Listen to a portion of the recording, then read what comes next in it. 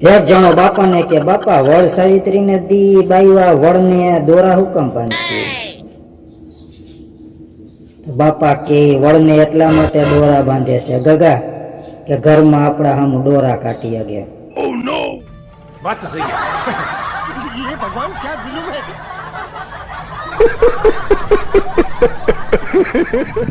એક જણાને સપનામાં ભગવાન આવ્યો તો એને વરદાન માંગવાનું કીધું. એ કે માય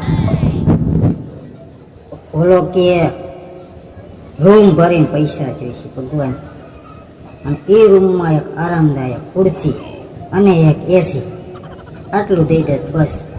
ભગવાન કે તથાસ્તુ. તો જલસા કરતો હશે ને? હું જલસા કરતો? એટીએમમાં પગી છે.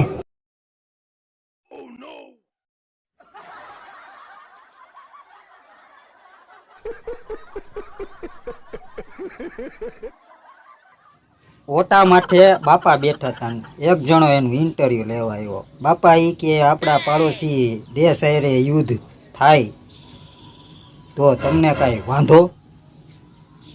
તે બાપા એમ સમજ્યા કે વાંઢો કહેતા લાગે છે. તો બાપા કે હા, મારે એક ઘરમાં વાંઢો છે. અરે પત્રકાર કેવો વાંઢો નહીં, વાંધો વાંધો. બાપા કે ના, કાંઈ વાંધો નહીં, એ તો જેવું કરે ને એવું ભોગવવું પડે.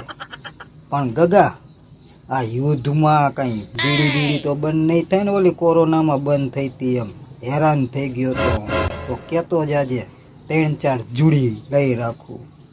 Oh no!